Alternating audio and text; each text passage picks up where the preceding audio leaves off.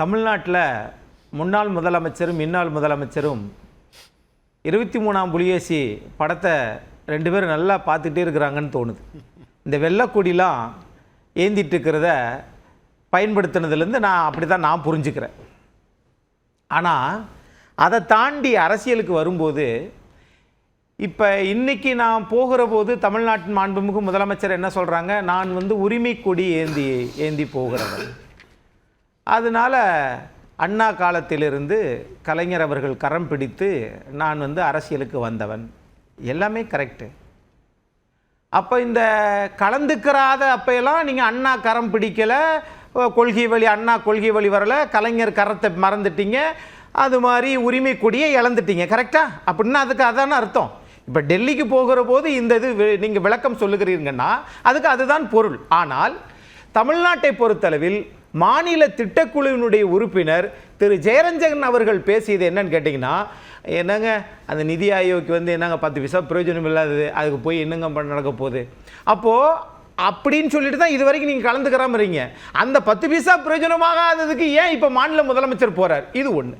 இது வரைக்கும் கடந்த காலங்களில் தமிழ்நாடு மத்திய நிதி ஆயோக்கு கலந்து கொள்ளாததுக்கு காரணம் என்ன? 2021 என்ன காரணம் சொன்னீங்க? கொரோனாவை காரணம் காட்டினீங்க. 2022-23 என்ன காரணம் காட்டினீங்க? ஐயா கலைஞர் அவர்களுக்கு நாங்கள் சிலை எழுப்புகிறோம், அதற்கு உண்டான ஆயத்த ஏற்பாடுகள் செய்கிறோம், எங்களால் கலந்து கொள்ள முடியவில்லை. அதுக்கு பிறகு என்ன காரணம் சொன்னீங்க? இல்லை நாங்கள் மத்திய நிதிநிலை அறிக்கையில் பட்ஜெட்டில் தமிழகம் என்றே இடம்பெறவில்லை, அதனால் நாங்கள் கலந்துக்கிறல. சரி, இப்போ ஏன் நீங்கள் கலந்துக்கிறீங்க? அந்த காரணங்களை எல்லாம் மன்னிச்சு விட்டுட்டீங்களா? அல்லது it may be a political stunt in Delhi. ஏன்னா இவர்கள் ஏதாவது ஒரு பொலிட்டிக்கல் ஸ்டண்ட் பண்ணணும், அது என்ன காரணம், உள்நோக்கம் இதான்னு தெரியல. ஏன்னா அதுல எப்படி இருக்கணும்னா, சென்ற முறை போன போது சூர்யா கிருஷ்ணமூர்த்தி ஒரு கிளாரிஃபிகேஷன் கொடுத்திருந்தாரு. கடந்த முறை தான் நாங்கள் பட்ஜெட்ல தமிழ்நாடு புறக்கணிப்பட்டதா நாங்கள் புறக்கணிச்சோம். அதுக்கு முன்பு நடைபெற்ற நிதி ஆயோக் கூட்டத்தில் எங்களுடைய ரெப்ரசன்டேட்டிவ் கேட்டிருந்தோம். ஏன்னா சிஎம் உடைய ஃபாரின் ட்ரிப் இருந்தது, அதுக்கு முன்பு வேற ஒரு காரணத்துக்காக நாங்கள் எக்ஸ்பிளைன் பண்ணியிருந்தோம்.